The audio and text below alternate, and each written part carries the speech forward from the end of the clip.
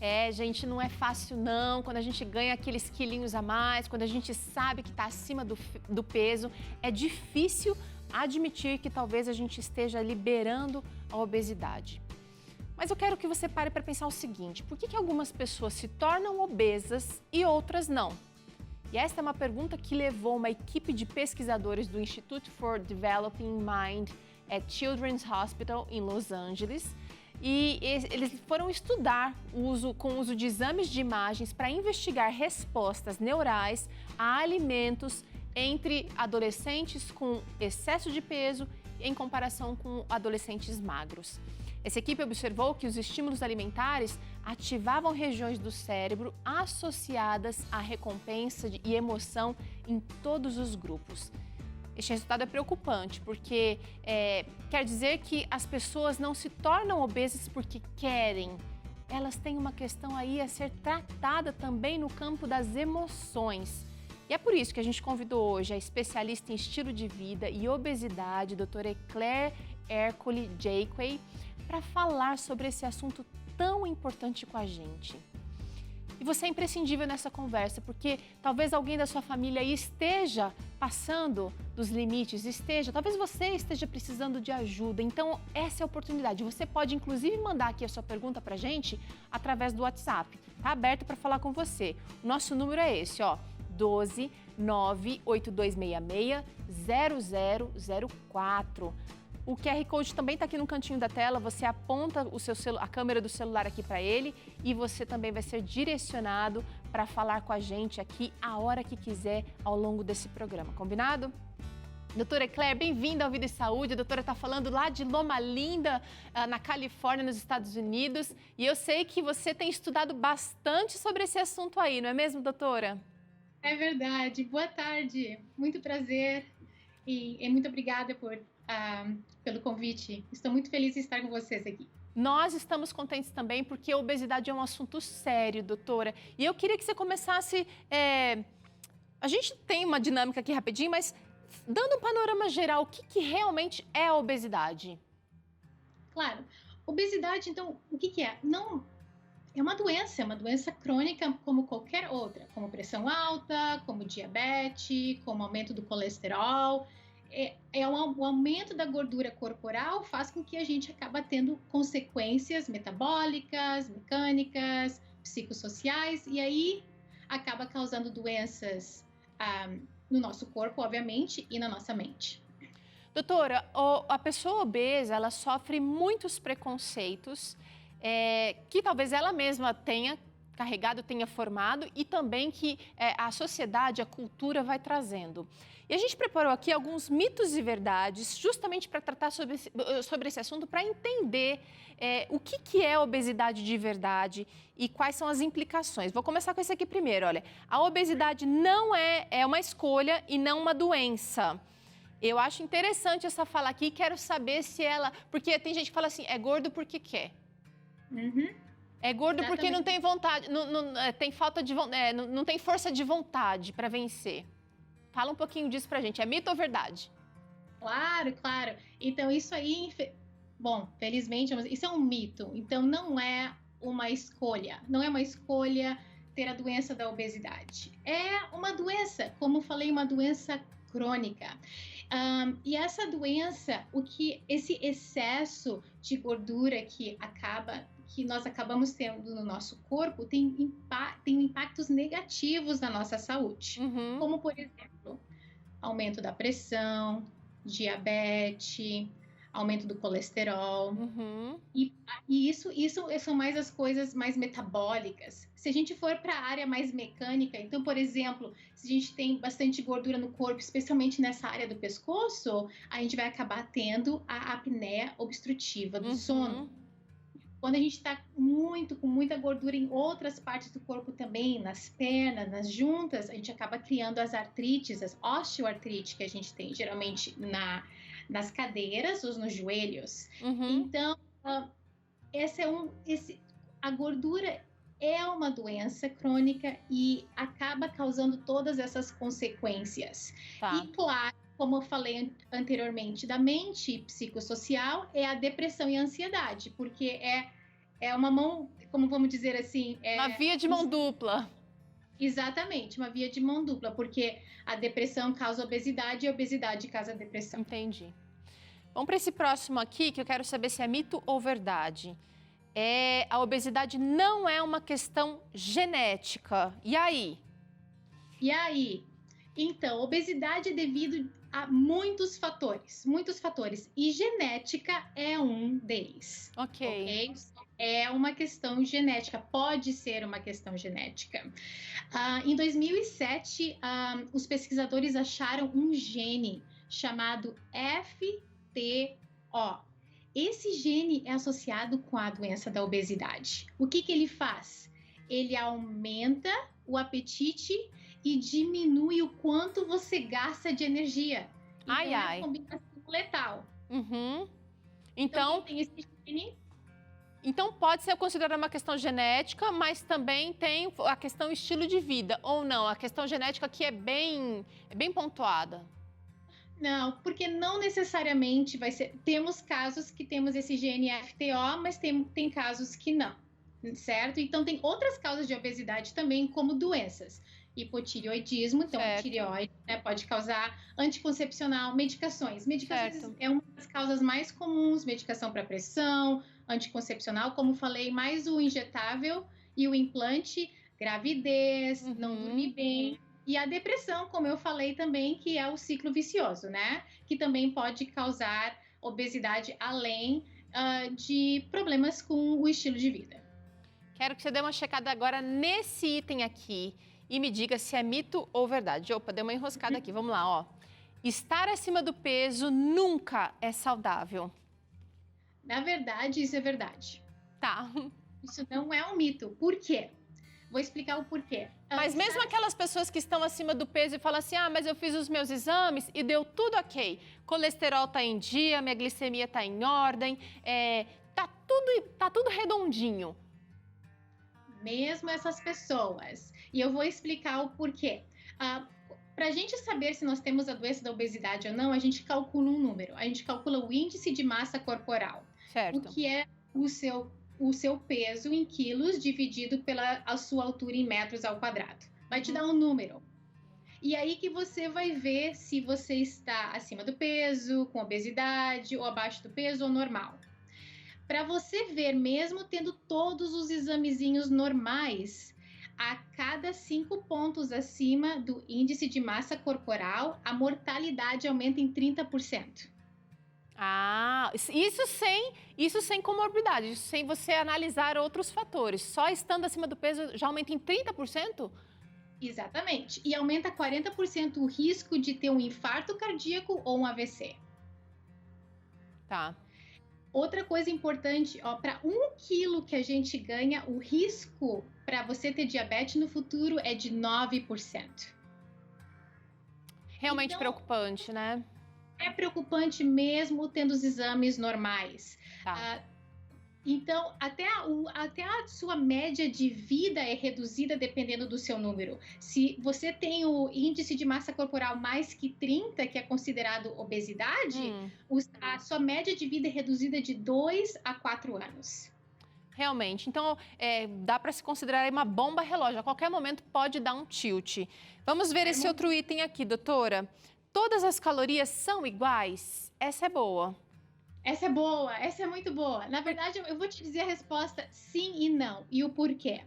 Tá. A caloria no sentido de energia, as calorias são iguais, ok? Por exemplo, as proteínas são 4 calorias por grama, o carboidrato é 4 calorias por grama, a gordura é 9 calorias por grama. Então, sim e não.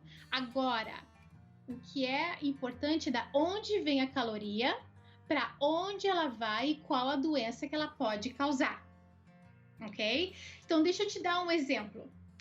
A gordura, ok? Nós temos o ômega 3 e nós temos a gordura trans, que é a gordura ruim. Ok? As duas é a mesma quantidade de caloria, ok? Mas a ômega 3, que vem, por exemplo, do peixe, da semente de quinoa, da semente de linho, é uma gordura saudável e o seu corpo não absorve tudo. Porque nós temos bactérias, micro-organismos no nosso intestino que absorvem aquela gordura saudável.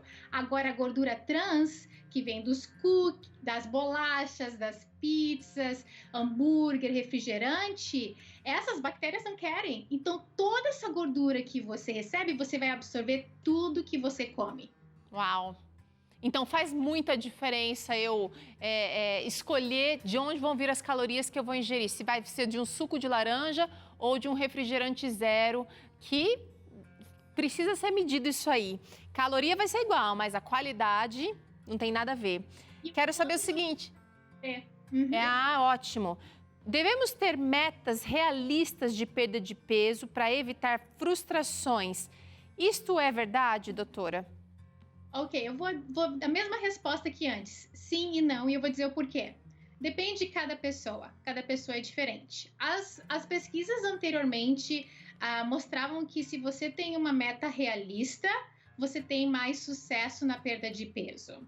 Porque o que mostrava é que se por acaso o paciente não atingisse aquela meta, ia ficar bem frustrado, ia não querer mais fazer dieta, nem exercício, nenhuma mudança no estilo de vida.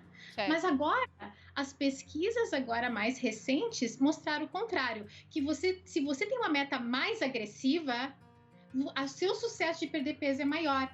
A Associação da Medicina da Obesidade publicou um artigo mostrando que se você perde mais de 2,5% do seu peso no primeiro mês, a sua chance de ter uma perda de peso a longo termo é melhor do que se você fosse um pouquinho mais, vamos dizer, não tanto agressivo. Entendi. Ou seja, um esforço grande inicial é válido aqui. Então, de repente, fazer um detox, fazer um programa, claro que acompanhado ali de sucos nos primeiros dias, é eficiente, seria uma estratégia legal, né? Seria. Doutora, tem mais um aqui que eu quero te mostrar. A amamentação não está relacionada à obesidade. E esse assunto dá um programa inteiro. É verdade. Bom, isso é um mito. Na verdade, ela está relacionada. O leite materno, como a gente sabe, é muito importante para a imunidade, é constituído de nutrientes únicos para o desenvolvimento do recém-nascido.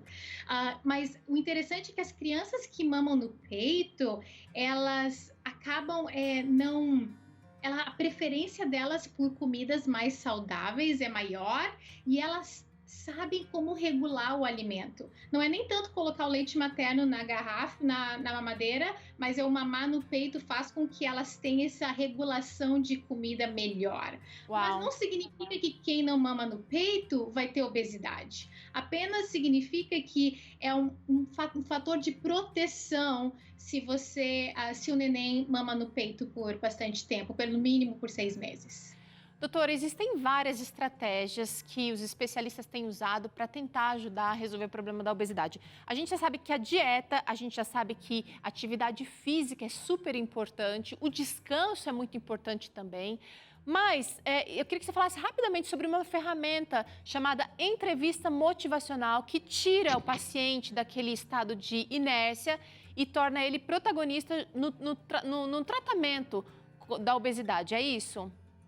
É isso mesmo. A entrevista motivacional é uma coisa que nós aplicamos muito aqui para os nossos pacientes. É um método de aconselhamento, basicamente, que ajuda as pessoas, os pacientes, a achar a motivação interna que eles precisam para mudar um certo comportamento. Não necessariamente para a doença da obesidade, mas pode ser para qualquer outra doença que necessita uma mudança do comportamento. Então, os médicos apenas são os remediadores. O paciente é o protagonista, o paciente é o que vai decidir que tipo de tratamento que ele quer fazer, porque fazendo desse jeito é muito mais fácil para você aderir ao tratamento que você mesmo escolheu. Sim, legal. Até porque você vai gerar um processo de consciência, né? Não vai ser uma coisa que um médico determinou e aí você faz amarrada, faz aquela dieta, né? Ou faz aquelas mudanças só porque o médico determinou. Não, você meio que entende e consegue aplicar com muito mais certeza, né? Doutora, chegou uma interação que eu quero trazer aqui nesse momento. Vamos ver quem é que falou com a gente. É a Rosa Batista Soares. Por que depois dos 40 anos é mais difícil emagrecer? Ela está perguntando. Ela diz que faz atividades físicas rotineiras, se alimenta adequadamente e mesmo assim está emagrecendo pouco. Boa pergunta da Rosa. Uma ótima pergunta da Rosa, com certeza. Depois, na verdade, depois dos 30 anos, as coisas começam a andar mais devagar. Então, o nosso metabolismo é diferente. Então, por isso que as coisas que fazíamos antes, muitas vezes não funcionam. Então, a gente tem que fazer, talvez, um pouquinho mais agressivo, tanto na dieta ou no exercício. Mas deixa eu falar uma coisa para todos vocês, especialmente para Rosa. Exercício não faz perder peso. Ok? Exercício faz você manter o seu peso e ter uma vida saudável. O mais importante é a dieta, é cortar as calorias e, de preferência, comer calorias saudáveis. Entendi. Tem mais uma interação, doutora? Mas, só voltando antes de chamar a interação, isso acontece porque, de repente, depois dos 30, a gente não gasta com a mesma intensidade que a gente gastava antes dos 30 calorias? A gente, de repente, está mantendo ali a mesma dieta, quer dizer, eu como um pão, uma fatia de pão, mas eu estou engordando mais, porque eu estou gastando menos. É o seu corpo, é a mesma coisa. Te lembra quando eu comentei um pouquinho do gene do FTO? Sim. Ele realmente aumenta o seu apetite e faz com que a sua energia, o gasto de energia seja menor. É mais ou menos isso que acontece, não tanto pelo aumento de apetite, mas como o metabolismo está mais devagar, o gasto de energia, a mesma coisa que você fazia antes, não vai ter o mesmo gasto de energia depois dos 30 anos. Você vai ter que fazer um pouquinho mais para ter o mesmo resultado que você tinha antes. Muito bom. Chegou mais uma interação que eu quero trazer nesse momento, doutora. Vamos ver, a Marli mandou o seguinte: a minha filha é obesa, já nasceu com 4 quilos e hoje, aos 31, é muito ansiosa. Isso tem como reverter? É a pergunta sincera da Marli. Um beijo para você, Marli, para sua filha. Doutora, dá uma luz no fim do túnel. Oi, Marli, tem como reverter? Claro que tem. O que eu quero transmitir é que eu não quero que as pessoas pensem que obesidade é uma escolha ou aquela pessoa é obesa porque ela quer. Como nós falamos no começo do programa, é uma doença crônica e tem tratamento.